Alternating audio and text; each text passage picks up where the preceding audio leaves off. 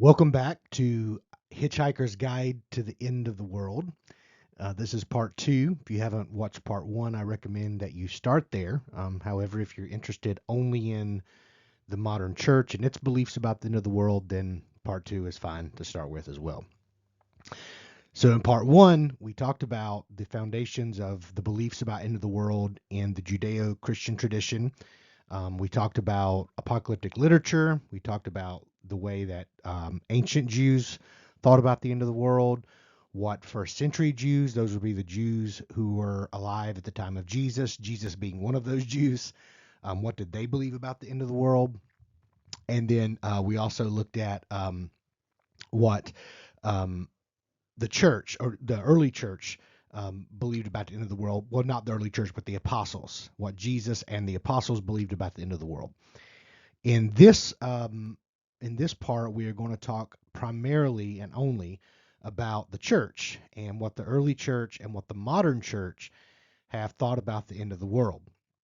Now, before I begin, a little disclaimer before I get all the Bible school nerds and theology nerds and all those guys and gals in my comments commenting about some of this stuff. Let me just go ahead and say that I do understand that there's a lot of overlap between belief systems on the end of the world regarding the end of the world.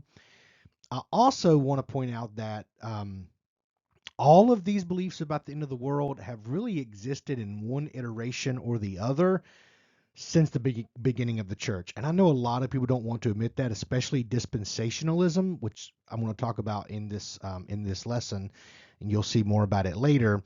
But a lot of people will say things like, "Well, dispensationalism is a new theology. It just came out in the in the late 18th, 19th, excuse me, the late 19th century, late 1800s." And to some degree, they're right. Like in its current iteration, it is a fairly new belief system in Christianity. And I'll talk about that when I get to it.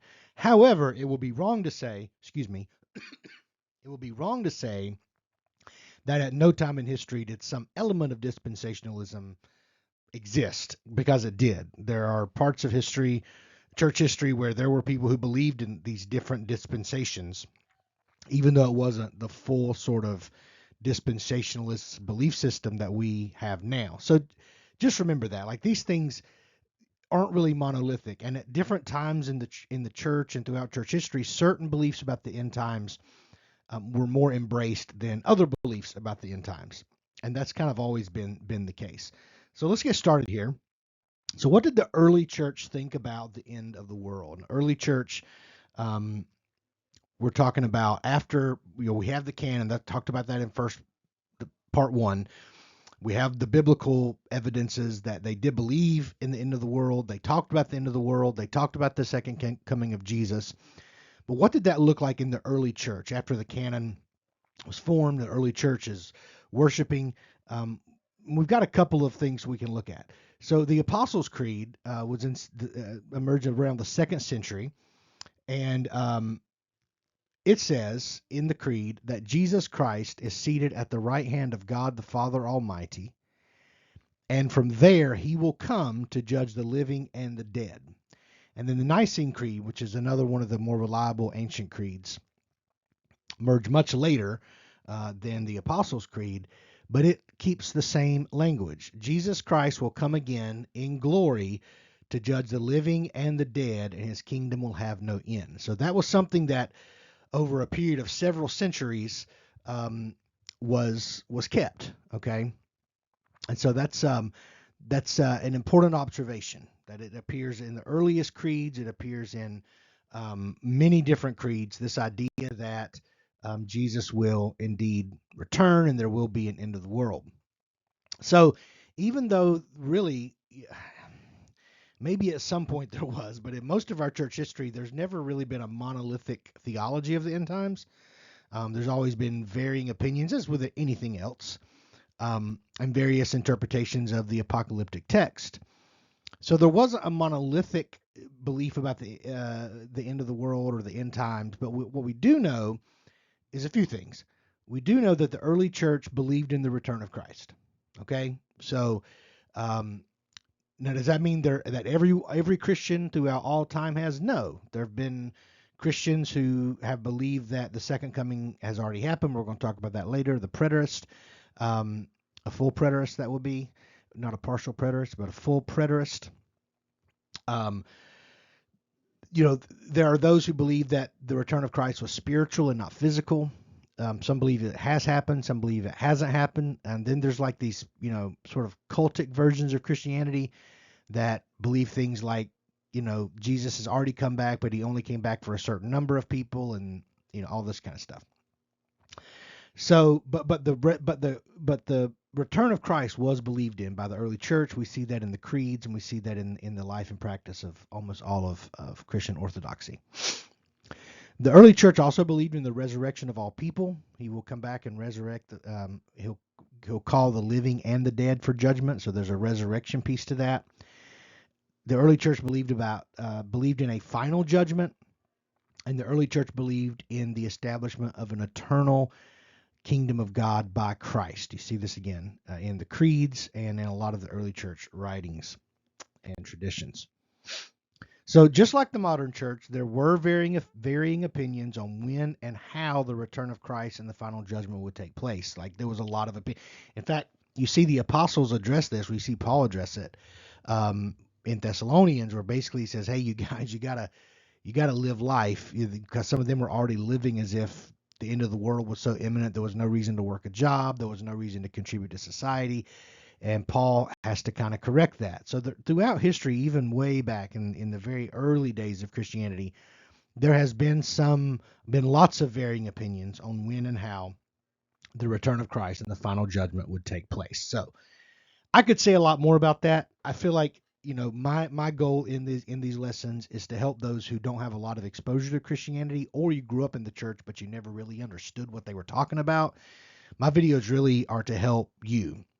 This is not something you would necessarily come to if you were just wanting like a deep dive into early church theology and modern church theology. That's not what this is. This is giving you the very high overhead view of what these belief systems are and what they mean. So let's talk about the main ones that you hear in modern Christianity. So the first one we're going to talk about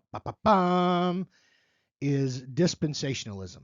And this is the one that's probably most common to all of you. Dispensationalism is that end of the world belief that believes in a rapture, it believes in a tribulation, believes in an antichrist, and all that kind of stuff. Dispensationalism is, it is the primary view that I have found among Pentecostals, among most evangelicals, Baptists, especially of the fundamental variety, even like Jehovah's Witnesses and some of those sort of para-Christianity movements. Their eschatology is some form of dispensationalism. And, it is well, you're going to see in a minute. I feel like dispensationalism confuses a lot of people. Like it's so complex and there's so many moving pieces to it. And it's actually one reason I went back to Bible college. So I had went to Bible college. I left. I dropped out. I raised a family. I pastored churches. Years later, I went back, and I went back because I was doing a series on the end times, and the only theology I had ever been given was dispensationalism. I didn't know there was anything else other than dispensationalism. And when I began to study and try to make all these like charts and numbers line up, and like you had to go to this verse and then to this verse, it didn't make sense to me. Like it felt like I was just cherry picking from Daniel, cherry picking from Revelation, cherry picking from Jeremiah, cherry picking from Ezekiel to make this weird sort of timeline work. So if you haven't figured out, I'm not a huge fan of dispensationalism. I think it misses the point by miles. And maybe I'll do a whole video on it. But for now, we'll just kind of give an overhead view. So what is dispensationalism? Well, this is from the Lexham Glossary of Theology. Shout out, credit to Douglas Mangum. It defines dispensationalism as a theological system that interprets the Bible and its history according to specific ages or dispensations, where different principles govern God's relationship with people. The dispensationalist perspective has heavily influenced popular views about the end times and eschatology. And so one of the main features of dispensationalism are the dispensations. And so it's this idea that throughout history, God relates to us in various ways based on the dispensation that we find ourselves in. So, for instance, a very simple view of this would be the dispensation of law and the dispensation of grace. All right. And for Christians, we kind of understand that language, but it's this idea that at one time, God the Father related to humans in a very judgmental schoolmaster kind of way, with the ruler in hand, popping hands, and spanking behinds when they don't line up with his will and his way and his rules. And then the dispensation of grace comes through Jesus, in which God no longer is the rule master, but he's the lover and the savior and the forgiver of all humankind. So that's kind of a very basic view of dispensationalism. When you really look at the whole picture, the way it was developed, especially in the late 19th century, early 20th century, it features things like, okay, there was a dispensation of Jesus, there was the dispensation of the apostles, and then like the dispensation of the church. Dispensationalism is also cessationist at its core, since cessationism means that you don't believe that God still does supernatural things now, like miracles, signs, wonders, speaking in tongues, prophecies. You believe that all that went away with the apostles. Then you would be someone who is a cessationist.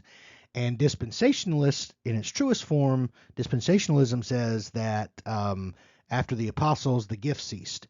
And so it's very weird to me that Pentecostals embraced dispensationalism. Now, of course, they did not embrace cessationism, but they embraced a system in which cessationism is one of its central features. That's always kind of confused me. And really one of the things that started me down this road of re-exploring this kind of stuff. So like I said, this is something that has always sort of been in church history, even though it wasn't really formulated the way that it is now. One of the earliest iterations of this was what we call the doctrine of ages. And I think Martin Luther even kind of bought into this a bit. And so they looked at these different ages, these different dispensations. And so in short, it was things like the age of Adam, the age of Noah, the age of Moses, the age of Christ, and then the millennium. So these ages were kind of like labeled by the patriarchs, if you will. There's no real evidence of this sort of thinking in the Middle Ages, in terms of like it being a major sort of way that the church, built itself and interacted with the world. Like it didn't really appear to have much of a part of like the in and out daily church life of the church during this time. But an emergence of dispensationalism, or dispensational thinking, reemerged in the Reformation. And like I said, Martin Luther kind of built off of this a bit. And what is often referred to in Reformed theology as a sort of a form of dispensationalism is covenant theology. And covenant theology is a system of theology that focuses on God as a covenant-making God and identifies two primary covenants. The covenant of works, I was saying this earlier, the covenant of the law, also called the Adamic covenant based on Adam, and the covenant of grace, also called the new covenant based on the covenant of the new Adam, Jesus. So again, dispensationalism is this belief that throughout history, God has these different ages. They're sort of labeled and set apart, and God interacts with us differently based on the dispensation that we happen to be born and live in. But the sophisticated dispensational theology, when we use the term dispensationalism, this is what we're generally talking about, is this sort of end times belief, end of the world belief that emerged in the late 1800s by a man whose name was John Nelson Darby. And sometimes it was called Darbyism. Like Darbyism was another way to describe or label dispensationalism. So there's sort of some main tenets to Darby's theological presuppositions. So this really informed his dispensational thinking. Um, First of all, he believed that the Bible should be read literally. This is why dispensationalists tend to believe that in Revelation, actual frogs are going to come out of the ocean. Scorpions the size of elephants are going to come out of the ground. I've heard that before, and sting people and they won't die. All this kind of stuff. So that's very much John Darby, that it should be read literally. Now, again, I do think that the Bible should be read literally at times. You just have to know what you're reading. And if you're reading apocalyptic literature, it's not helpful to read it literally. It doesn't make sense to the genre. It would be like going into, all right, I'm a big Star Trek fan. I know there are plot holes in Star Trek, in any science fiction. I love all science fiction. At the end of the day, though, when it comes to genres, science fiction lends itself to sort of some plot holes, or at least some contradictions, because it's the only way to make some of the storylines work. But if I went into a Star Trek movie or a Star Trek show with my mind thinking that it all has to make sense, it all has to literally make sense, I could sit through that movie and point out like all the things that don't make sense and all the things that do, but it would take away the mystery of that genre, right? Because that's not what it's about. You don't go to Star Trek movies to sit there and figure out what's literally could happen and what literally could not happen. No, you go there to hear the story. And the story, even though there are plot holes, the story still has meaning. Star Trek's a great example for this, especially the Next Generation. All iterations of Star Trek tend to have a moral or ethical lesson in every episode. But I would miss that moral and ethical lesson if I was focused on the literality or non-literality of the events happening in the plot. So I feel like when you read literally or at face value, you're actually moving away from the mystery, which is a huge part of the interpretive process of apocalyptic literature. Because the apocalyptic literature of the Bible is calling you to consider some things, okay? It's calling you to see some things. Come up and see, right? Come up here and look. Another theological presupposition by Darby and within Darbyism was the belief that in the future, Israel would get their nation back and all Jews would convert to Christianity. This is a major feature of Darby's belief system. This is what has led to Zionism among Christians. Now, there is Jews also. There are Zionist Jews. But this particular belief really brought in Christians into Zionism. Boy, I could say a lot there because there's a lot going on right now. It was just announced, this red heifer thing. For those of you who have been watching the news, you've probably seen some articles or news clips come up about there's some Jews in Israel who are going to sacrifice a red heifer, which would be like the first religious sacrifice in Judaism in centuries. What you don't know is that, what you might not realize is that whole red heifer thing, getting the cows there, the people who are planning to build a third temple, a lot of that is funded by Christian Zionists. And they're the ones pushing it because they believe this, right? Like they believe that Israel needs to become a nation, which they have in our time, and they need to build this temple and all this kind of stuff needs to happen, and then they'll eventually convert to Christianity. And that belief system has led to a lot of what's going on in the Middle East right now. Okay, one of the main features of Darbyism is the belief in a rapture. And when I use that term, let me say this. People will say rapture is not in the Bible, and it's not. The rapture, like the word rapture, is not in the Bible.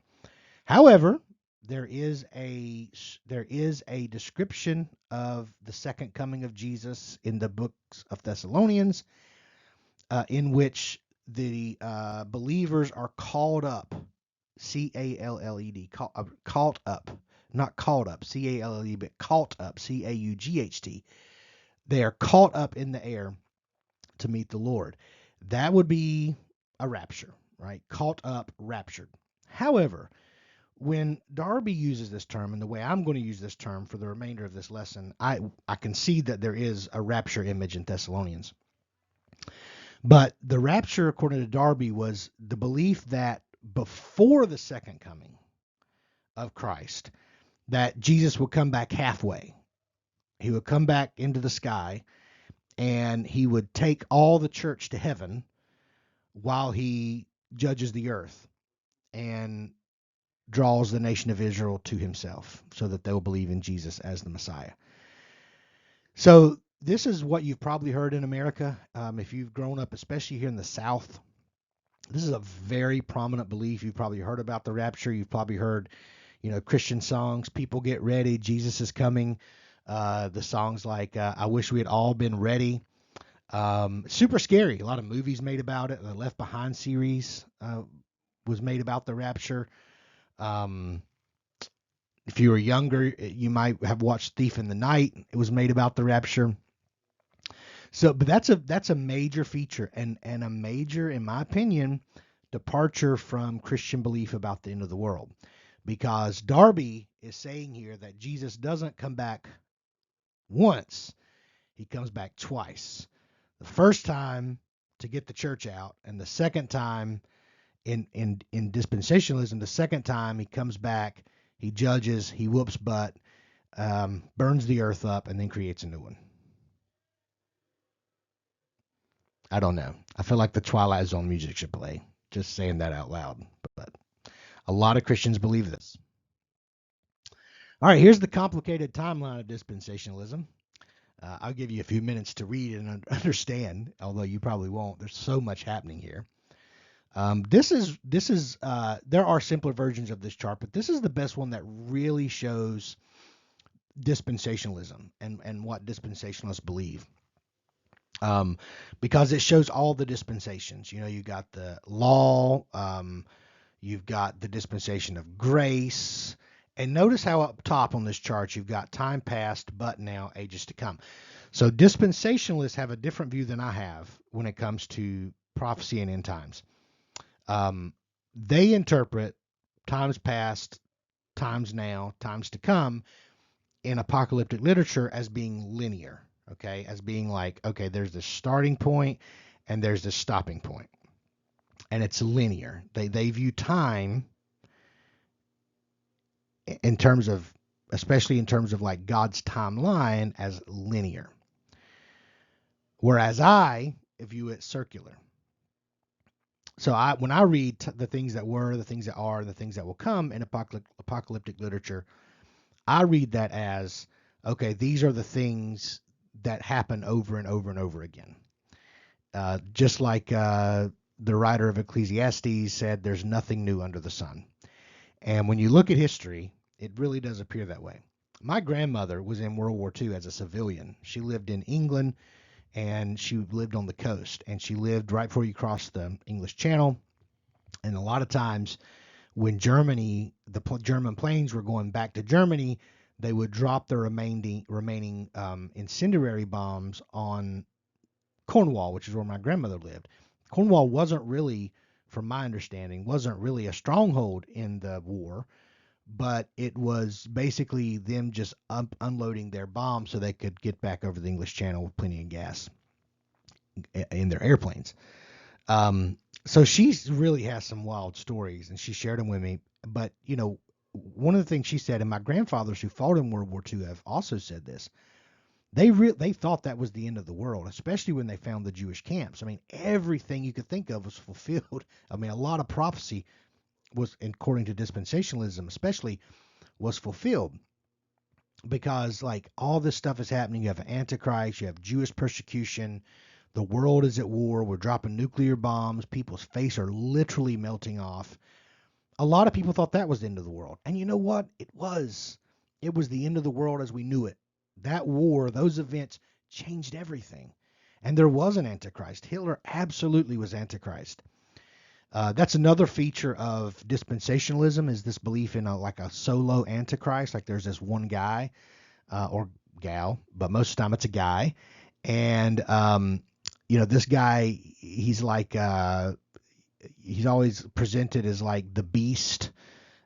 He's the central figure of the 7-year tribulation, which is a major part of the of dispensationalism. You can see right here, of course, you can't see me pointing at it, but if you look right here at the very end of this timeline here, you'll see the 7-year tribulation, and then you'll see this 1,000-year millennial reign. But in essence, dispensationalism believes that we are right here in this yellow part, that we are in the period of grace, and they actually have a timeline for it, 490 years, 70 years of 7 weeks. And basically, they're pulling this from Daniel, and in Daniel, there's this 70 weeks of Daniel, and 70 weeks of 7, so it's 490 years, and you can plot the history with it. The thing is, dispensationalists believe that Daniel was written before a lot of this happened, that it predicted, but it probably wasn't. And people get really upset about this, but it's just the truth. Like, Daniel was probably written after the fact, and then written in reverse to make things make sense. What happens is the math doesn't work out. 490 years happens and a lot of stuff happens, but the second coming doesn't happen. So what they did was they added in this grace period, and they say it's not counted in the 70 weeks, and we don't know how long it's going to last. It's just this period of the church, the period of grace, and then at some point in this timeline, Jesus is going to come back, and there'll be this, and then we'll pick up with the 7-year tribulation. So it's very linear in nature. It's not cyclical. I think that's a mistake. It's very literal in nature. I also think that's a mistake. And it uses a timeline that you really have to cherry pick from different genres, written with different motives, written to different audiences across the scriptures, and then put it together and make it. I really do feel like you have to force it to mean the same thing, right? Like all of it's pointing to this when it's not. There's different books who are in the Bible that are focusing on different things, whereas you can look at all these different verses from all these different places. You could do this with anything, like you could take any belief system. You could take the Bible and create just about any belief system you want, if you're allowed to just pull from here and there and everywhere and create this sort of aha moment. The problem is that it doesn't really make sense when you take into account that Jesus literally told his disciples in the Gospels that the things he was prophesying would take place in their lifetime. Okay. So the main features of dispensationalism: a rapture of the church before the second coming. We've already talked about this. Another feature is a 7-year tribulation. And normally, it's not always this way, but normally that's featured as 3.5 years of false peace by the Antichrist, followed by 3.5 years of terror by the Antichrist. The climactic moment of dispensationalism is the so-called war, Armageddon, the final battle. Interestingly enough, there is a battle mentioned in Revelation at Megiddo. It's never fought in the book. Everyone preaches that it's going to happen, but it actually never takes place in Revelation. It is mentioned that they plan to do it, but there's no mention of it ever happening. The reign of a figure called the Antichrist or the Beast. This to me is probably the most anti-biblical part of dispensationalism. I'm really trying to give a fair overview, but y'all, I'm sorry, I got to call some of this out. Other than you taking this idea of like this individual coming into the temple and this the desolation, this man of desolation coming into the temple and making a sacrifice, which is what a lot of people say the Antichrist will do during the tribulation, which means we have to build a temple, which would be Antichrist in itself, because Jesus called for the judgment and destruction of the temple. It's no longer needed.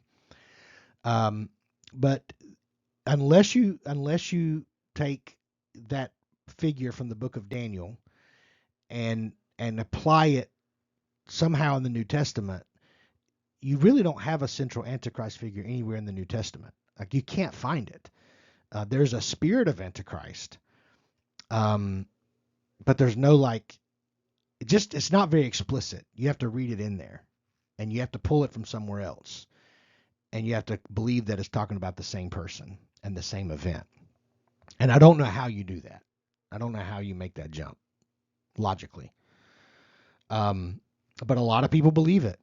A lot of people believe it. They believe that this, there's going to be this one guy, and there's like this huge mythology around him too. Like when you talk to Christians who believe in dispensationalism, there's like this huge mythology behind the Antichrist. Like he's going to be this political figure, super charismatic. I don't know where they get this stuff, but they believe it. The literal descent of a New Jerusalem from heaven to earth. They believe that like New Jerusalem is going to come out of the sky, and I don't know, maybe in a bubble. I don't know, and it's going to hover over the earth. They believe in the millennial reign of Christ and of the church. And I think I meant to put there, sorry, typo, a 7-year tribulation, which, yeah, I'd already talked about. I think that's just a typo. But yeah, the millennial reign of Christ and the church. Excuse me. And then they believe in the final judgment of Satan, the Antichrist, and all unbelievers. And that's where everybody gets thrown into the lake of fire. Bum, bum, bum. Okay. Sorry, my bum, bum, bum is condescending. I promised myself I wouldn't be too condescending because I hate it when people get condescending on my beliefs. But here I am doing it. I do apologize. But dispensationalism to me is just wild. It's wild. Now, a central part of dispensationalism is something that Christians have believed historically over the centuries, and that is that there is going to be this millennial reign, like this 1,000-year reign mentioned in the book of Revelation. But this idea is that there's going to come a time, and I don't know why it's a finite time, like it starts and ends. It's often referred to as 1,000 years. But it's this idea that this will be the time when Christ will reign with his people, and all suffering, all the tears will be wiped away, everything will be gone, and Satan will be judged. But there are within millennialism different views, like different ideas about what the millennial is. Well, there's premillennial, and that's people who believe that Christ returns, and this is what dispensationalists believe, that Christ returns before the 1,000-year reign. And then there's like this 1,000-year reign, and then I don't know what happens after that. That's where it gets funny, right? Like, and they have all kinds of theories and opinions. Amillennialists believe that the millennium is figurative. It's not an actual event, and that it speaks of the present church age, where the church suffers on earth, but the saints reign from heaven. This is more where I align. I think that we are in the millennial reign. I believe we are surrounded by a great cloud of witnesses in heaven.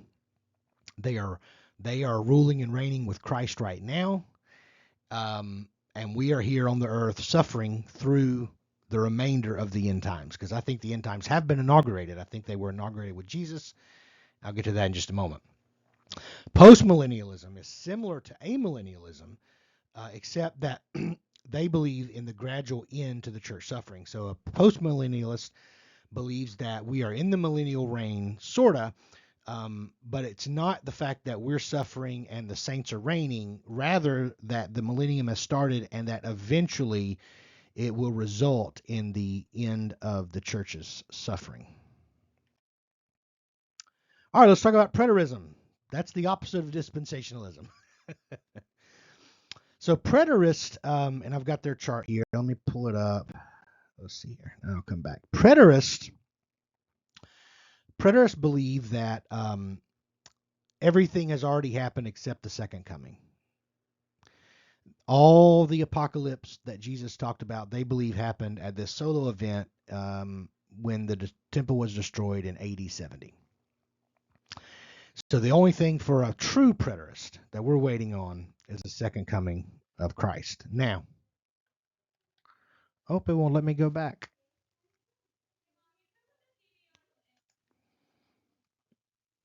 Okay, well, lesson learned. I just realized that once you go forward on recording with PowerPoint, you can't go back. But in essence, I was going to show you a contrast between the two slides. I'm not going to be able to. But in essence, that's what preterists believe. Preterists view the world as like it has already happened. Everything that Jesus prophesied in his apocalyptic speeches, everything that John talked about, everything that the apostles talked about has already taken place, and we're just waiting for the second coming. All right. So here is where I land a little more. I land in the world of the already but the not yet. Okay, the idea that I believe that it's cyclical. So this morning I heard a preacher preaching on the end times, and he, of course, condescended on preterist. And the reason he did was he said they can't be right because we're seeing these things being fulfilled today.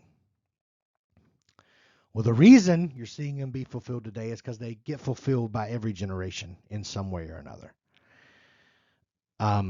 Apocalypses happen all over the place, across the board. And so when you think about it that way, you understand, and this is why I called this the Hitchhiker's Guide to the End of the World, you understand that instead of the Bible giving you a timeline for the apocalypse, the Bible is actually giving you a guide on how to be faithful in the middle of every apocalypse. Do I believe Jesus is going to come again? Yes, he promised that. But in terms of the end of the world, I don't see an end of the world. I see a graduation of the world. Just like when a Christian dies, I don't see that as the end of their life. They're going to live on. The death is just a way to graduate into the new reality. And I think that that's what apocalypses do, is they help us graduate into a new reality. One of my favorite Easter quotes is from G.K. Chesterton, and he kind of gives a good, the way he says it is a really good way to think about it. On the third day, the friends of Christ, coming at daybreak to the place, found the grave empty and the stone rolled away. In varying ways, they realized a new wonder. The world had died in the night. What they were looking at was the first day of a new creation, with a new heaven and a new earth. And in semblance of a gardener, God walked again in the garden, in the cool, not of the evening, but of the dawn. So basically, Chesterton's theology was that when Jesus resurrected, that was the first day of new creation. We're not waiting on a tribulation. We're not waiting on God to burn the earth up. We're not waiting on God to suck all the Christians away so he can spank everybody else and then destroy it all and recreate it and bring us back. Rather, the world has already started. The end of the world and the beginning of the new world have already started, and those two things are happening at the same time, right? The end of the world and the beginning of the new world are happening at the same time. It's kind of like Schrodinger's cat. It's kind of like death itself for a Christian, right? That's like a lot of my Protestant friends. The first thing, because I interact and engage with a lot of different traditions, and including Catholics. And everybody's always fine that I'm ecumenical, which means I cross denominational barriers. But they get really weirded out when they hear that I also do that with Catholics. And the first thing I often hear is, well, Catholics pray to the dead. No, they don't, because Catholics believe, as the scriptures taught, that saints who die don't die. They live eternally. So they believe that just as you can speak to God across the veil, you can also speak to saints across the veil, because they're there with God and they are alive in Christ. So that would again come back to this whole idea that there is, that it's already started, right? It's both and. They are dead here, but they are alive there. And in the same way, Jesus' resurrection inaugurated the end of the world here, but it's also at the same time, it is the beginning of a new era and the beginning of a new creation. This is a quote by N.T. Wright. I forgot to put it on the slide, but this is another quote. The new creation, both the new creation and the new creation, has already been launched, and Messiah people must learn how to live within that new world. They are already in the new age. Equally, the final new creation is yet to come, and their behavior must look ahead to and live in accordance with something which is not yet a present reality. Y'all, I love this. This is, I think, the best course for the church when it comes to eschatology, because it isn't like doom and gloom. It isn't waiting for God just to destroy everything. Instead, it is saying that both things are happening at once. And this is why, when you look at Matthew 24, by the way, when Jesus moves into the judgment part of that text, and he talks about the separation of the sheep and the goats, notice what they're separated on. They're not separated on their belief in the Messiah. They're separated by who clothed the naked, who fed the hungry, who prayed for the sick, and who visited those who were in prison. That's the people that are the sheep. And the people who didn't do it were the goats. And that's what this is all about. When we believe in the already and the not yet, we believe that the end of the world has already started with Jesus' death on the cross. And the beginning of the new world has already began with his resurrection. Will he come back and consummate and bring it all together? Yes. But in the meantime, we live as people of the future. We live as if God's future has already come. And so that's why we clothe the naked. That's why we feed the hungry. That's why we do prison ministry. That's why we go to the hospitals. That's why we love on our senior citizens. That's why we take care of the homeless. That's why we mend the brokenhearted as Christians. Because every time we do that, every tear we wipe away, we are testifying of a future where God will wipe every tear away. And it's the already but not yet dynamic. We don't need a timeline. We don't need an antichrist. We don't need Middle East stuff. We don't need to like take news articles like Jack Van Impe and piece them together and look what God's fulfilling. At the end of the day, the biggest sign and wonder we can do to Christ, to God's future, is to show people what God's future looks like. And God's future, in my opinion, does not look like hellfire and brimstone and heads rolling while all us Christians are safe and comfortable in our recliners in heaven. No, it doesn't. In fact, we were called not to avoid tribulation. We were called to walk through tribulation. There's not one time in the New Testament, really, where Jesus emphasizes an escape from it. He says you'd like to escape, but for Christians, they weren't called to run away. They were called to run into tribulation. And so that's kind of the way that I look at things.